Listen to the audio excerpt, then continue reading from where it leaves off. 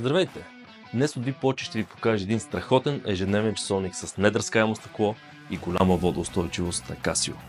Представяме ви Casio EFB-108D-7A, който е част от колекцията Edifice и е създаден с мисъл за мъже, които търсят часовник, съчетаващ точност, елегантност и спортен дух. Този модел е идеален както за ежедневни дейности, така и за по-официални случаи.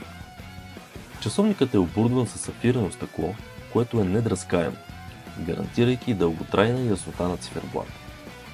С водоустойчивост от 10 атмосфери или 100 метра, часовникът е подходящ за плуване, включително в солена вода и дори за гмуркане с шнорхел. Корпусът и виришката са изработени от неръждаема стомана, осигуряваща издръжливост и стил.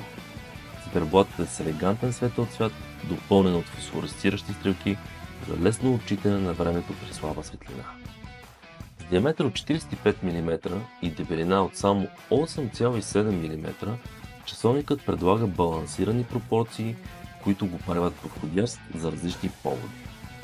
Casio Edifice е перфектният избор за активни мъже, които искат часовник, който да ги придружава както в ежедневието, така и при специални моменти, без да правят компромис с издръжливостта и елегантността.